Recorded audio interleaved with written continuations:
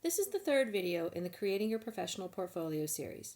This video will start out with providing the basic requirements of your professional portfolio. It will then move into some fundamental writing strategies to create an effective portfolio.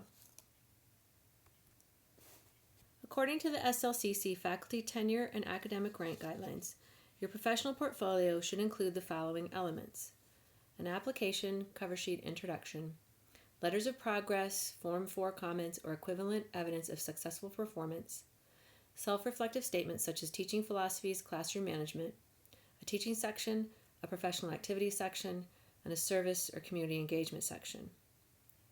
It is important to remember, however, that these guidelines are not a prescriptive structure for your professional portfolio. They are instead some of the more common elements of academic professional portfolios. In the next video, a possible organizational structure will be provided, but how you assemble your professional portfolio is up to you and your associate dean. There are some basic strategies that would be wise to follow, however. Let's look at the basics first. Content, readers, and approach. The content of your professional portfolio needs to cover the three areas of your faculty responsibility: teaching, professional activity, and service. Within these three areas are the 8 sub-areas that are found in the academic rank, promotion, and tenure rubric. Your portfolio should cover all of these areas. It should also include documentation of your successful progress towards tenure, such as letters of progress, or your receipt of tenure. Your professional portfolio needs to be written in a manner that is easily accessible to your readers. Your readers include your sitting committee, your associate dean or program director, your dean, the provost, and the president. This means that the writing in your portfolio needs to be understandable to people outside of your field, yet also engaging to those within it. So you can use disciplinary jargon, but consider whether and to what extent you may need to explain some of it for non-experts. One straightforward strategy to reach your multiple audiences is to be aware of their priorities. One priority is readability. Your readers will likely be reading multiple professional portfolios. They will need yours to be well organized, strategies for which we will discuss more in the next video, not too short and not too long, which we will also discuss in the next video, easy to read and relevant to their interests. How you can make your professional portfolio relevant to your readers' interests can be accomplished by close reading of the academic rank, promotion, and tenure guidelines and rubric, and by being familiar with the college's mission and values, as well as your departmental priorities and goals. By doing so, you can include in your portfolio some language that is meaningful and striking to your various audiences.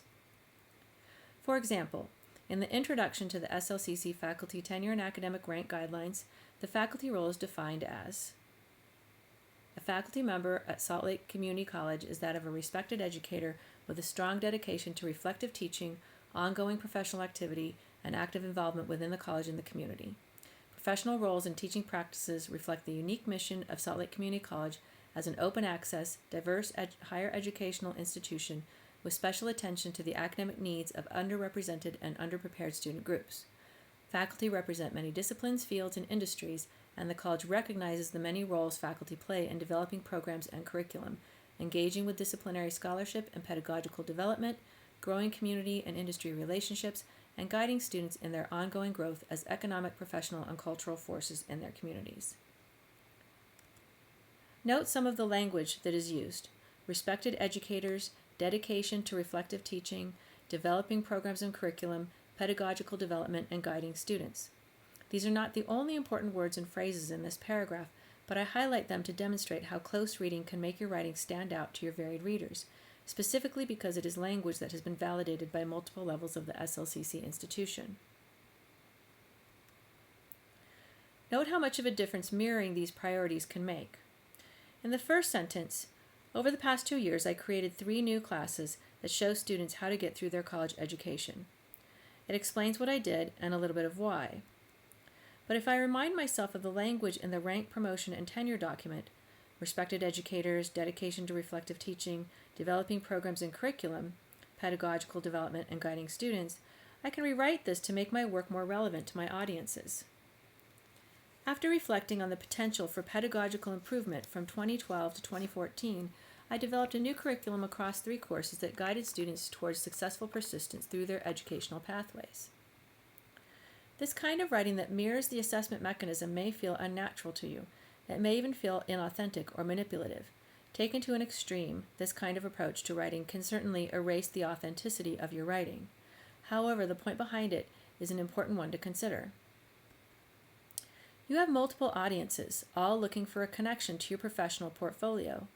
If you can link your writing to the documents through which they will be assessed, you are ensuring that your professional portfolio will have the necessary relevancy to make that connection with multiple audiences.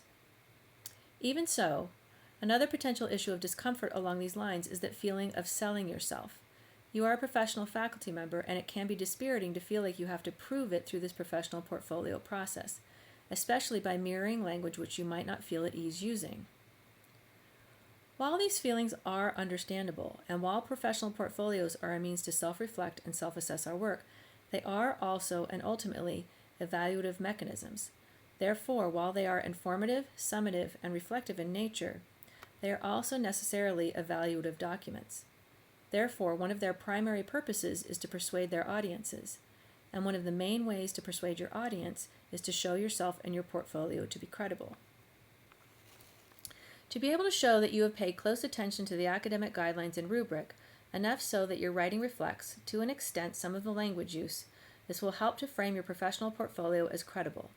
Therefore, closely reading the guidelines and rubric and jotting down language or phrasing that you would feel comfortable using is a smart step. Sorry, it seemed like a good time to break up all this seriousness with a kitty. Close reading and note-taking carry the additional benefit of helping you to generate ideas as you work through your narratives, evidence, and self-reflection. Narratives. Yes, I said narratives. And reflection self-assessment. The final basic requirement for your professional portfolio is the approach that you take. Your professional portfolio must be reflective in nature and presented in narrative form, supported by evidence. According to the rubric, approaching your professional portfolio this way allows faculty to explain and develop their own cases for where they fall in each rubric area, and to provide accompanying illustrative materials. By doing so, this process legitimizes and values faculty's own arguments for how these categories and criteria weave through their own professional practices.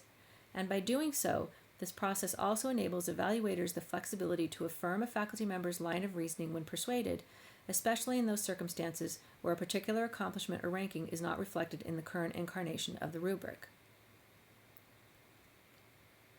You may feel somewhat comfortable with the term evidence, but may not be completely at ease with narrative, which is often associated with storytelling. In some ways, you are telling a story with your professional portfolio, one that is reflective, cumulative, and holistic, yet also specific regarding your career achievements and goals. But don't get caught up with the meaning of narrative as story too much, for this might increase your writing anxiety. Instead, consider that narrative can be understood as an account of connecting events. The events are the moments of your career, teaching, professional activity, and service. Your narrative accounts for and connects these evidence into a presentation for your audience. For example, I did this, then I did this, and then I did this other thing. This is the what of the narrative. The reflective self-assessment approach is what allows your professional portfolio to move past the what of a curriculum vitae or resume. A professional portfolio is not just a dump of everything that you've ever done. It's not just a big pile of what. It is a selection of your work, an accounting of your what accomplishments, framed within an equally important how and why of your teaching, professional activity, and service. If you're not familiar with reflective writing, the ePortfolio program has many useful resources. The narrative and reflection self-assessment also allows you to connect your work to the mission and goals of the college and your department. For example, because SLCC's mission is this, and my department supports that mission, I did this, and I did it this way, and here's how it went.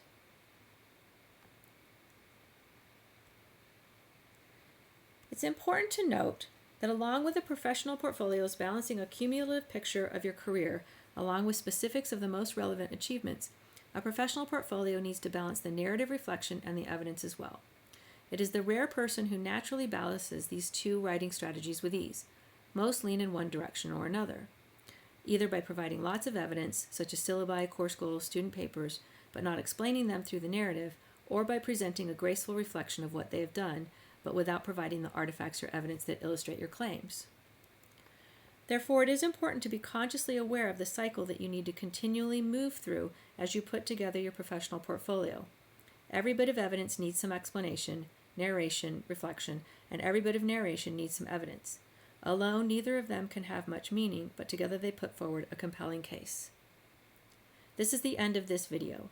The next video will show you how to use structure to draft your professional portfolio.